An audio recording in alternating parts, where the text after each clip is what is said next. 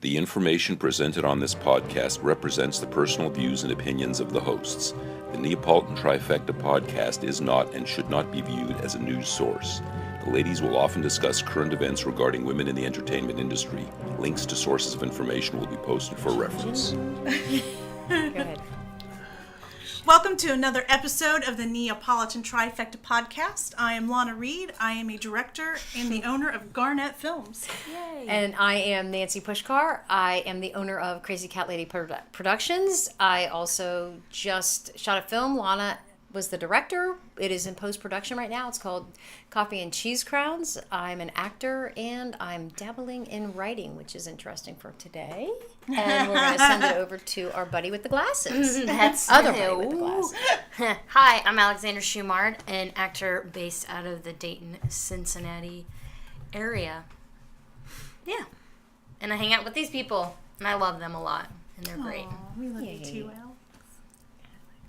So, and here today is our friend Brian Dobbins. Mr. Dobbins. See, if you hesitate, they jump on your lines. Mr. Dobbins. Mr. Dobbins. We have with us today Brian Dobbins. He's a phenomenal writer. I've read a couple of his books. Fantastic. Absolutely. They are. Why, thank you. You're welcome. And he has different voices sometimes, depending on his mood. I do. So, Brian, welcome to Neapolitan Trifecta. Thank you. We've all had the opportunity of working with you in different capacities and socially True. and on set. And if you would like to elaborate on some projects that you've worked on and things that you're Tell doing. us what's going on with you, Mr. Dobbins. What's it your like being a life. writer? What's it like going from a book to a screenplay, etc., etc.? Okay, what's first here? Tell us You tell pick us it. what's going on with you right now. Yeah. What do you have Right going on? now. I mean, not that you're sitting here, but Yeah. Right. Yeah, I they got can that. see that. Well, right now I'm doing some juggling. I've got, last night, I was proofing the last novel I've been working on. I just finally finished the first draft of it the night before, and so I've got to finish doing that this evening after this and ship that off to the publisher for editing. I'm also working on 2 screenplays, one that's done, but I'm sure there'll be some rewrites on as we get closer to filming. And then now that this novel is done, I can alternate back to screenplays. And I can do the next screenplay in the Western series that we're going to be filming after this one. This is confusing, I know, because there's a path. they're just all so much stacked going up. on. Yeah. They're all stacked Yeah. up. Yeah. And then I also, because what I've been doing is adapting I've got 2 novel series going on. And one is a witchcraft detective series. They're calling it urban fantasy. Who knew? And then the Western series that's already being filmed, and I've been adapting the Western series from novels into screenplays. Hence the juggling of the novels and screenplays. Right. That's what's going on right now. All of that is going on right now. Right at this very moment, It's a all lot of of that's stuff. going on. A lot of juggling. And how do you how do you prioritize? How do you figure out what is the first step every day? It's a deadline thing. Okay. Mostly, it's a deadline thing. I don't really have the luxury of saying, I really want to work on that right now. Right. It's more, What has to get done? yes, is the director waiting on the screenplay immediately, or is the publisher still waiting for the novel? And directors can be sticklers for things, correct? Well, that's part of what they do. It's a good thing they are. Yeah. But it's really what time demands is what I'm working. Is what I work on right then. So having some parameters to work within, like deadlines, is kind of helpful in a way because it keeps you on It track. makes you Right. prioritize. Yeah. No, it sucks, Nancy. Wait, that's why I'm throwing it out there, because I want you to really talk very bluntly about why. Because personally, it would make me anxious feeling that my creativity is being tracked or being Sure. expectations of my creativity. To a degree. I mean, I'm gonna write anyway. Okay, You so know, what I work on, as I just said, it pretty much depends on what's needed next. You know, what's coming up next, and I do little tricks. This is a good for instance. I just finished the third novel in the Witchcraft Detective series, which is the Jasmine and Sam Chronicles. That's published by Postmortem Press. Shout out to Postmortem Press. There we go. Shout out Postmortem. And so I had to be in that witchcraft detective mode. So you know, I've got my screen, you know, my manuscript up on my computer screen. Right next to it, I had the rough idea for the cover to keep me in the mood. And I drank a lot of wine. Now, I might also drink it since the wife is a witch, hence the wine. Wait. Your wife or the wife? No. In the, I don't have a wife. Okay, well, I just wanted a little clarification. I don't have time for But wait a minute. That sounds like a song, So- like a country song. so- No, but it sounded like you said the wife is a witch, so she won't let me have wine when I'm writing. no. Kind of thing. I'm just a little clarification. But you know, when I write, this is weird because when I write the witch book, there's a detective in it also, so I may drink wine or whiskey. And but when I'm writing the western, it's definitely whiskey all day. But anyway, but I do these tricks like, you know, I will watch a lot of westerns movies while I'm writing the other book so that I can get into the westerns. Same thing with the witchcraft book. Right now I have kind of a western little thing going on with my beard because I know I'm going to be on a western set, and I really do get into what I'm writing. Then why? I'm just curious. Why a western? Why is that something that's always resonated with you? Yeah, Like I you love westerns. Okay. I love westerns. Did you ever see War Wagon? The movie War Sure. Wagon. I love that movie. Yeah. Oh. Yeah, It's an oldie, but I've it's loved good. westerns since I was a kid. I love westerns.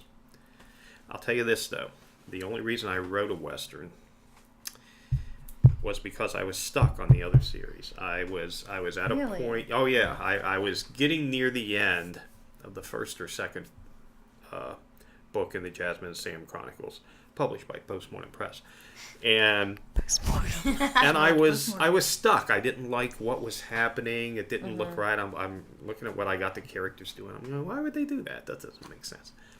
So I went to bed with the idea of working on it in the morning. Morning came, I woke up, and I'm laying there, and I thought of getting back to it, and I said, screw it, I'm writing a western. So Nice. I got up, I walked in, I started writing a western. And it was purely an escape mechanism for that moment. Sure. I ended up finishing the western before I finished the novel that I was almost done on. Don't do that for Joe Rusty. Sorry, Poor Rusty. Rusty. And he just What's smiled. this do? Oh, I love Rusty. He's so sweet. He's gonna be like, So that's interesting. Seriously, I think that for me, I always like to find out what motivates someone creatively and what can be like a driving force. And I think it's interesting that you finished the one book before the other. well, now the Witchcraft Detective series, Jasmine and Sam Chronicles, I actually started writing because of a dream I had. You Nice. are probably the third person in the last week that has told me Really? that they dreamt something and they've written. And I wrote a children's book a while ago that I dreamt, but it's fascinating. 3 people that are writers that have told me That's that. amazing. I think that's... I had this That's incredibly so cool. vivid dream. At the time, I was writing and drawing comic books for Al Tudor at West Street Books. And Shout out West Street Books. shout out to Al. Al Tudor has been amazingly I think I know helpful him. in my entire Telegraph career. Al. In the film. Yeah, he played the Al telegraph Tudor. operator. Oh, well, that's why I know the name. Yeah. Okay. All right. Sorry. So I was in comic book mode, right? And I had this dream, and in the dream I saw an open comic book and a huge splash panel, but it was moving. It was live action. oh wow. And it was really funny because in this big like Superman type font, it said The Adventures of Jasmine's Husband Sam. Yeah. And there was this car chase going on, right? And then this supernatural stuff started happening. So I thought, you know what, that might make a cool comic book series. So I talked to Al about it. He said, sure, work it up. So I kept working it up. And I had a couple of subsequent dreams, and it kept getting bigger. And finally, it was Al who said, look, just write a book. I'll publish it, and maybe then we can make a comic book out of it. That's amazing. Yeah. So, Wow. So you had that dream. All from a dream. right. Wow. Amazing. I actually dreamt the very beginning of it, and I dreamt the end of it, and a couple of things in between. But the beginning and the end in the book are, I'll stop doing that now, are exactly as I dreamed them. Wow. No change. Yeah. Wow, that's really impressive. What kind of bourbon do you drink before bed, or wine, or what are you drinking? Because I like. What are you drinking right now? I'm like, drinking currently? What's the mint current iced drink? tea. Other Mint than iced that, tea. what is your current drink when you're writing? What were you drinking when you just finished this novel? The night before last, nothing. Wow. Okay, so it's not. I mean, anything could be like. I feel like dreams. We dream for certain reasons, and I think sometimes, without a doubt. you know, when we dream something that spurs something that changes our life, like this. Yeah, type of definitely. thing. Right. I'm always fascinated. I'm like, God, this was something I drank. you This was eat? something Yeah, to what eat. did you I eat? feel I like don't know. You just Yeah. rolled with I'm gonna have it. pepperoni That's and peanut awesome. butter again. Yeah. Because, no, I'm just curious I about wrote a what, short story from a dream too, a science fiction, kind of a comical science fiction. Yeah. It just is interesting to me. But I love the fact that here's another thing. I also know people who will tell me, "Oh, I had this dream about blah blah blah," and I'm like, "Well, you should do something with it," and they don't. Yeah. So realizing that something's coming to you and Right. taking it and doing something with Right. it. Is Yeah, you have to drop do it in my something with lap it, like yeah. that, I'm And going to do you're not something gonna walk with away. it. Right. Yeah, right, that's right. great. I mean, you can't buy that. You know Yeah. what I'm saying? If you get lucky enough for that to happen. So when you had this dream and it said Jasmine and Sam on it, like, had you even thought of anything to do with a Jasmine or a Sam? No. I mean, like, so this just came into your No. dream and you saw it. That is crazy. That's I'm great. in my You stories. have to roll with it at that point. I'm yeah. very careful with names of my characters. I'll research the meanings of names and everything, especially in this witchcraft series. Well, yeah. But Jasmine just came to me in the dream, and Sam came to me in the dream. So actually, the first book that was published was titled not The Adventures of. We felt that was a little too comic bookish, but was called Jasmine's Husband Sam. That ran its course, and I decided a few years later that I wanted to revisit it because I was under the gun. I didn't really. It wasn't really what I wanted it to be. Right. So I revised it. I added, I think, about 15,000 words to it. Wow. Oh, And, wow. yeah.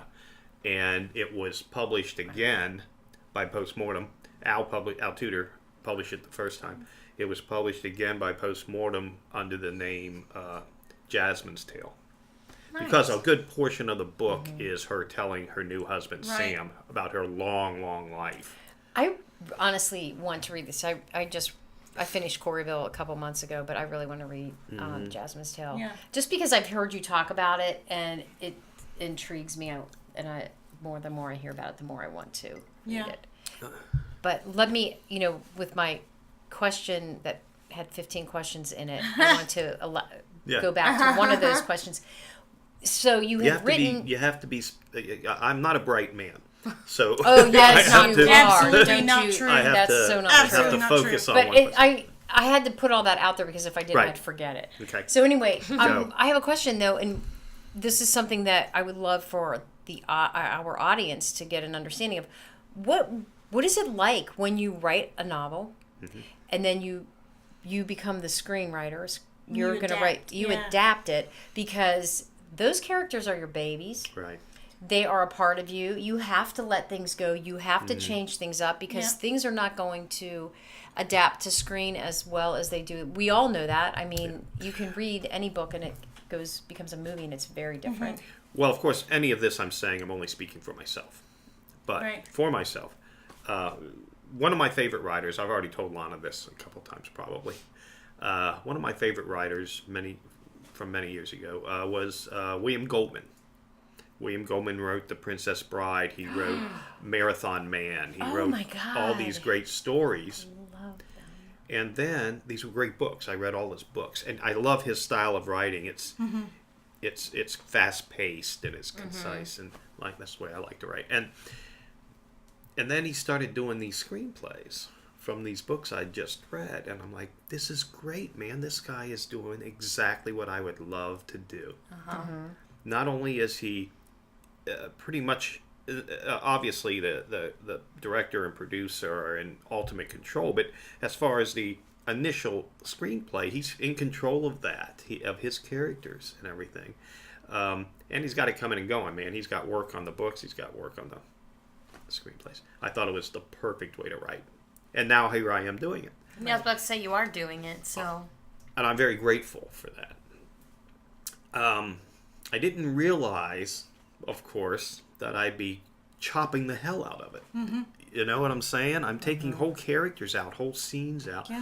Otherwise, it's an 8-hour movie. Yeah. And it's not as dynamic on the screen, some of the stuff. Right. Yeah. Oh, right. A lot of what would be character development is, and some things you just like. Some things you write, it's okay. I can live with that. But some scenes, or even just words, a couple of sentences, you go, man, I really like that. And then that turns out to be within a scene that's cut out. So you gotta, it's a little tough. Well, what was it? How many pages? 30, 35 pages I cut out of the script for Coreyville. And then did you even need to cut more? I think it's close, don't you? It's close. Yeah. But no cigar. But I did tell her, I said, I can't personally cut anymore. Somebody else is going to have to take the rest. Right. Anything else Right. is going to have to. Yeah, because it's... And I don't mind. I will, of course, make it work. You know, Right. I will do it in a way that it works, but I'm going to have to be told to do this. You know? Yeah. But I mean, the beauty of that is that it is a book first, and all of those Right. lines and all of those pieces of the characters that you've developed in your book still exist. They are still there. It's just in a different venue that they all are defined then. So Right. I mean, it's still there. It just but I could easily see how that would be hard Yeah. to. I'm lucky in that I've been told this for years before I started doing the screenplays. My style lends itself to a screenplay because I'm very, like William Goldman, I'm very, only not as good, very concise. It's like, okay, here's the dialogue, here's the action, here's the scene, done, moving on. And it does work out well for a screenplay. But there's still a lot needs to come out. That's okay. As long as the integrity of the story is still there, Right. as long as you still care about the characters, because if you don't care about the characters, who cares about the story? Right. Well, You know. yeah, Well, and exactly. Why would That's I a care big- what happens to this person? You know, so Yeah. you know, you still have to find a way to get that character development in. A long time ago, a friend of mine said to me, the reason why Roseanne, that TV show Roseanne, was so successful was because Dan truly loved Roseanne. If he didn't love her, we would not have liked her. Right. And I thought, wow, Oh, that makes 100%. so much sense Yeah, because right. if you don't, and what you're saying, if you don't like those characters, if you don't like something, you don't care about it. You're not going to put into it Exactly. what You're it not needs going to invest Right. the time Yeah. into, like, see what Yeah. happens Wow. to them or Yeah. whatever. Yeah. Right. No matter how bad or villainous a character is, they have to have some trait that you can relate to. Right. Yeah. Or it won't. Occasionally, you do get those villains though that are just. I've seen movies where I'm like, I hate them 100%, but very rarely that happens. But Every there's villain, something, I'm like, there's something something about them. something about them that you are connecting that particular emotion Yeah. to. Yeah. If it wasn't solid, you wouldn't. They Yeah. would be Am I doing void. the marketing you know, face? you're going. Yeah. She's doing the marketing face. Yep. Let's touch on that for a second. Okay. First of all, that's why you don't want to write a one-dimensional character, because Well, for you sure. want Yeah. Right. to have something that more people can relate to. But it's okay to hate the villain. Oh, yeah. You know? Definitely. Yeah. There are some villains that you feel some empathy for, but as you know, I've written a couple that nobody's going to like them. Nobody's going to like this guy. They may find him interesting, Yes. They may be able They to like the relate character something. though, but they hate what Yeah, they're but doing, they're but they not- like yeah. to follow them It- because they're interested. Yeah, even Right. if I hope they're saying, "Man, I can't wait for this guy to get killed." You know what I mean? Because he's affected them Yeah. that strongly. Yep. Yeah, it's okay. I will say one of my favorite characters of all time, kind of like to touch on the subject you were talking about, where you hate them, but you love them. Like you love hating them. Christoph Waltz. I don't know if you guys know this actor. He, in Inglourious Bastards, he plays like they call him the Jew hunter or whatever. Great character. Phenomenal. And like Great such character. a great performance, and it's so dynamic, and like he's so bad, but I freaking loved him like the whole movie. Well, I and I'm love like, him God, but in he's it. terrible. Yeah, You know, he's such sure. a horrible person. Yeah. Sure. But just Christoph Waltz gave that performance. I'm Yeah. like, I couldn't even imagine somebody else in Right. that role. Perfect Right. Because, example so good. perfect example of well written, well played, well directed. You know, everything fell into place for that character to be that good. You know, Right. and I Yeah. don't mean good in the sense of good and bad. Good and it Yeah, bad. right, right. Good and it evil. Yeah. I He mean- was so good at being bad. Yeah.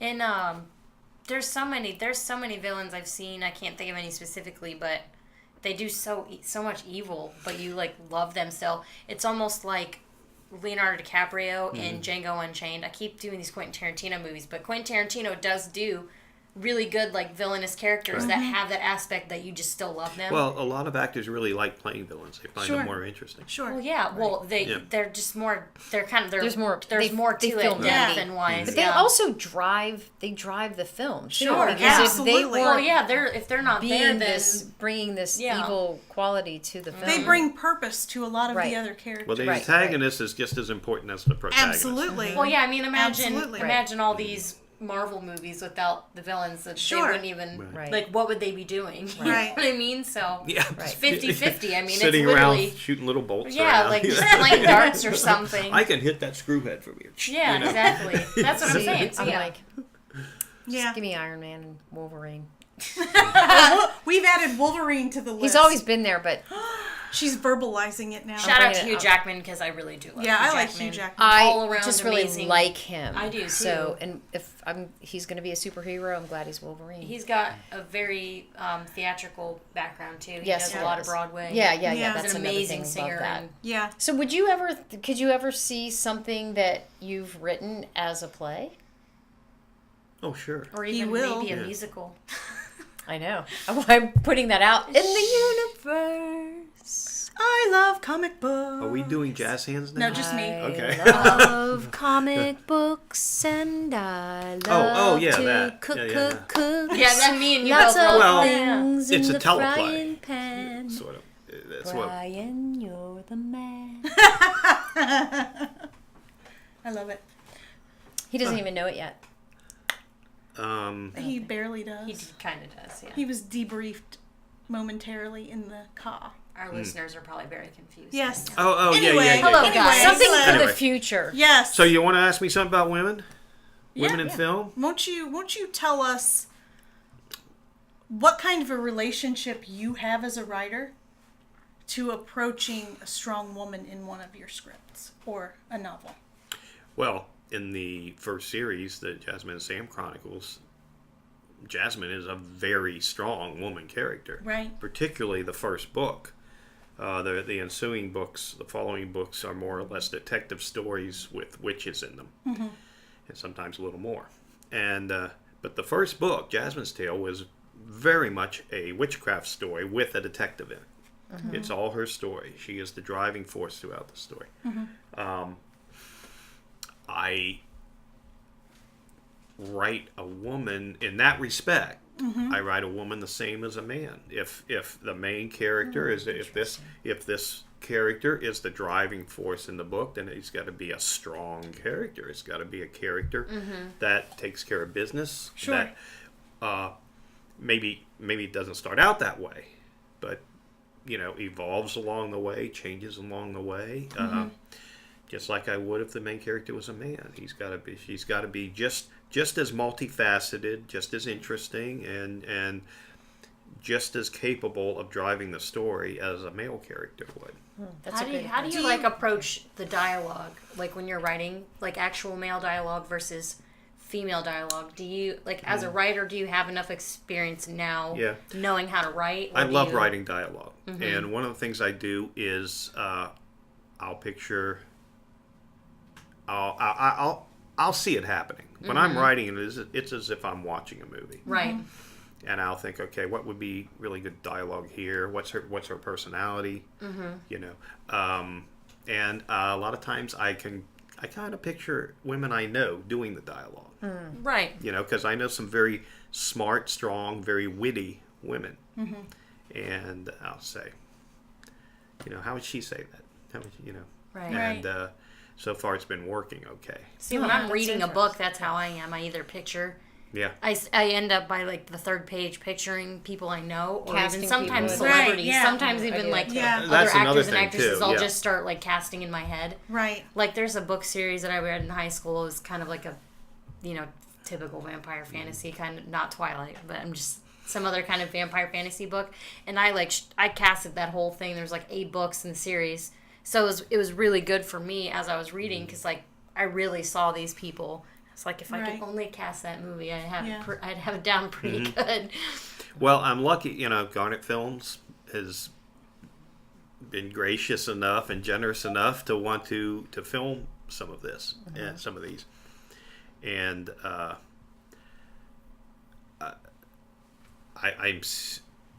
it's getting easier for me to picture it as it's happening, Right. and hearing it in somebody's words, you know, especially if I'm doing rewrites and I already know who's playing the part. Right. So it's pretty much as if I'm sitting in on a conversation. Right. Maybe I'm part of it, or maybe I watch it. Just in the pain. Now, already know the answer to this, but I'm going to ask it because everybody else does not. What was it like for you, the experience to hear the dialogue and see the scenes that you had written come to life? Amazing. First of all, because cast such a great cast, such good actors. Yes. I'm just amazed.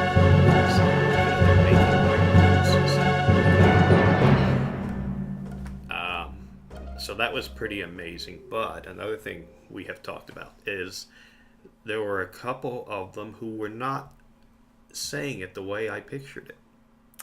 Wow. They But- weren't playing the character the way I pictured the character, but I liked the way they were doing the character. Right. That's like the So beauty, I letting think, go. of like Yes. writing So the letting book go. and then Let it adapting go. the screenplay and then letting Yeah. actors And bring their own thing to the table, Right. and you're like, whoa, I didn't even Yeah. think of that. And Yeah. for rewrites right there on set, I mean, we were there 8 days, right? Living together in this western town. And Who is this man? yeah, so who the hell is this man? Anyway, I would start doing, you know, the little rewrites towards the way they were playing it, Right. you know? Yeah, it was cool to hear, you know, words you wrote being said, and being said well by good actors. And getting who were being reactions. directors. Right, that's true. Seeing reactions where I was hoping people would react that Yeah. way. And you were Oh, like, Like at the Right. screening, when we Right, had right. the screening, Right, and right. seeing Now people you can- react to the actors portraying these characters that you had written, and seeing the way the audience reacts to them at certain Right. key points that you thought when you were writing it, oh, Right. I hope they do this when they read Yeah. it or when they see it. Yeah. Right, and Yeah, that was- Dead Husband in a Western Town was that your first screenplay that you saw, like Yep. a full done? Absolutely. That's And like, yeah. how did that feel just sitting there seeing the, I mean, obviously when you're on set and you're seeing the Right. behind the scene kind of stuff is one thing. Yeah. But after it's done post-production, I mean, how did that feel seeing it like all at once and like actually a movie? This probably isn't the answer that Lana Reed wants to hear, but part of me was almost tired of hearing it. No, I'm sure she understood. Wait a minute. I wrote it. First of all, I already lived yeah. with it. Sure. Right. I already lived with it, And then I heard it being said over and over and over and over again, 8 takes, for each scene and everything. So by the time we screened it, and I had already seen it also. Yeah. I was one of the few people in the room that Right. had seen it. Right. Over and over and and over. over. And It was probably more the reactions of people yes, that you were as much enjoying. as I was enjoying it, and as grateful as I am, and as I was for seeing it up there, there were times when I was going, "Oh man, this again." You're like, So it's kind of like there's all this really I'm great sure you know- energy going yeah. on, but it's a Yeah. little anticlimactic for you Yeah. because you've already seen it. Yeah. Like you have to pick up the well, I energy. mean, of that's the like watching event your as favorite opposed movie to- 100 times. I mean, Yeah. eventually Exactly. it starts Sure. to... Exactly. You love it. Exactly. Sure. You So, love it still. so I'm not taking anything away from it, and Yeah. I'm not, or from the experience, or my gratitude I'll deal for with it you being later. done. Yeah, she'll see you later. But after a while, you can only. It's almost like hearing myself over and over and over Right. again because Well, I sure. wrote the Yeah, words. sure. I'm like, I can't listen to me that long. Right, so maybe it would have been That's different. funny. You were super... Our writers... Lana, you might be able to answer this. Are writers typically that involved with No. the editing process? No. So you would have been a lot different for you if you hadn't seen it at Yeah. all. And then the Right, screening would have right, been the right. first Because time, then I but- would have said, okay, what's it going to be like? Is it Right. hard having the writer in on editing? Yes. Brian might not like to hear this. Yes. No.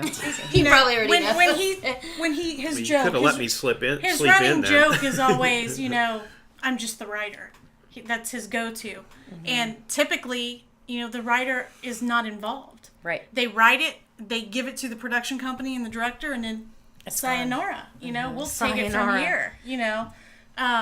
So yeah, it is because you're sitting there and you have to have conversations with the person who created this and tell them that this is not what I want. Right. Right. Yeah. So you're going to have to change it. Yeah. So it's, but that's the professional compromising thing to do when you're in a project with people. And yeah. There's compromise But- everywhere. Yeah. You, when you did make changes, you were saying, would this be correct? Would Yeah. they do this? And Yeah. that was a big part of Yeah. influencing wanting to keep Brian involved all the way through the process because I era. wanted the historical accuracy. Right. And I didn't have the knowledge of the 1880s, and he wrote it and researched it, and he did. So, Okay. yeah. Yeah. So it makes sense. Yeah. You And know- shout out to Dogwood Pass. Oh, yeah. Big, Dogwood. big, Oh. big time. They are extremely knowledgeable and check them out. Yeah. Yeah, and there's absolutely no rule that says you can't have the writer involved. Well, right. And I may be one of those directors that would prefer that. I think it's just up to the director Well, you have a that you're working relationship. with. Yeah. And That's Yeah. different than most Yeah. people that most Sure. Right, directors. writers are usually Sure. like, I- here's the screenplay. Right. Have fun. I Right. have been looking since I've got started in this, and usually the writer is not on set, but Yeah. I have been seeing more instances than I thought where they are, Sure. and I think maybe they're thinking, who better to make this change than the guy Sure. who wrote it in the first place? Yeah. Right. This is the change I want, but do I want to make it, or Right. do I want the writer to make it? Yeah. Well, I feel like I've been seeing a lot lately too that, and correct me if I'm wrong. I mean, it seems like a lot of people who are directing also wrote the screenplays. Is that It happens a yeah. lot. Yeah. Like I It feel like happens a lot. recently it's And been in that a big thing where instance, they the write writer's the there. screenplay Yeah. and then they Right. direct it. Sure. So they're Yeah. like 100% really Yeah. Yeah. in charge. All right. It's time for Question Corner. It's Alex's I think a lot of these question questions corner. We've already kind of touched Sure. on, but Find us one good question, Alex. okay. We just need one good question. Really good. Yeah, that one we just definitely talked a lot about. Justin from Toledo says, obviously, when a film is being adapted from your novel, you have to leave stuff out. Is it always the same kind of things that get left out? Do you find it hard to let go of certain things for the film? Is there any sort of pattern or consistency with your screenplays of, like, when you go to Yeah, write a I screenplay, got it. are you like, Yeah. this is already getting cut out? It's a Yeah. 3-part question, really, and I'm Yeah. going to answer all 3 parts separately but quickly. Yes, sometimes it's very hard to let go of something. Yeah. If you really like it, because it might be an entire scene, like Sure. I said before. Wow. Sure. No, it's not always the same. Sometimes you decide this can be taken out completely, or just changed a little bit. Yeah. And for time constraints, it can be a little shorter, but it still conveys what happened right there without Right. losing it completely. And what was the third one? I think it was just more. Is there like is there a pattern No, to when you're no. leaving things Yeah. out? Pretty much. Yeah, that's pretty much it. Yeah. All right. Okay. Yeah. Very nice. Very nice. Yeah, everything else we would just be on. reiterating touched what on. we We'd said. just Yeah. be beating it into the ground, Yeah. wouldn't we? Good for you, Brian. All right, Doing all this Alex. work. Tell Thank us where you. they can find us. You guys can find us at Instagram On Instagram. and Facebook at Neapolitan 3. Just spell out the 3. And our website is Neapolitan TrifectaPodcast.com, where you can submit questions or join our forum that just got uploaded recently, where you can have your own topics and talk with other people, including us sometimes. Yeah. So, yeah. Yeah. Shout out to our sponsors, Derek Kadzow at DerekKadzow.com. He created our website. He's awesome. Check him out. 5 Elements Pottery on Etsy. Just spell it out, 5 Elements Pottery. Check out the designs that Winter has created and see if there's anything that you like. Starwind Vacations, they can take you to the Bahamas and all those tropical places. You can find them on starwindvacations.net. Piebird on Facebook, just search Piebird. Savory fruits and savory pies and fruit pies and all that fun stuff. Yum. Not on my diet right now, but anyway. CP Designs will be wearing some of her jewelry on the show. Yep. And you can find us October 7th, 8th, and 9th at Imaginarium in Louisville. So it's pretty exciting. We will be there live for the whole weekend, and we'll be doing our podcast. We will be interviewing authors and people from film, and whatever happens that day happens. Great, great event. It's a great event. It's Brian's been there before. multimedia. Yeah, it's a Film multimedia. festival. Film festival. There'll be panels. Yeah, And, yeah. I'll be there for books and movies. Yeah. Yeah. Nice, and it is truly. I mean, it kind of runs the gamut of creative. Yeah. Brings Project. everybody together. Yeah, I think their website is enterimaginarium.com. I believe Yep. it is So run you can by check them out. Steven So definitely, Zimmer. definitely. Steve do Zimmer. that. Shout out to Steve Zimmer. Pretty exciting. I was Steve looking. Zimmer. I mean, there's a lot of really great people that are going to be there. Yeah. Mhm. Yeah. Brian Keene. Brian Keene. Brian Keene. Yeah, Brian Keene will be there. So anyway, Yeah. hope we Lana see you. Reed will be there, and Well, I need And to Nancy just Pushkar. Nancy Pushkar before will we be there. forget. Yeah, I'll be there. And Alex. I'll be there in Alex spirit. will She'll be not there in be spirit. there. She will They're in not. She'll be spirit. waving the pom-poms back here in Ohio. Yeah, she'll be back. That's cool though. Yeah, But I'll be there hey, in yeah. spirit. It's super okay. amazing, wonderful, Brian. Thanks, Thank Brian. you Yes. so much for being here today. Thank you, Brian. Thank you. I mean, I feel honored. It's fantastic that you were on the show with us today. Bob Elkins was just sitting in this chair. I know. I know. It was. He is. It's a big chair to fill, fantastic. isn't it? Mhm. Yeah, but you did Yep. very nicely. Yeah. Thank you so much. We Thanks, appreciate you being Brian. All here. right, thank Bye, you so guys. much. All right, see Thank you guys you. later. Everybody See you, take care. Rusty. Bye. Be Bye, creative. Write your dreams. All power. Yes. Yeah. Paw power. Love the animals. Alrighty, see y'all. Bye. I already waved goodbye again. Bye-bye.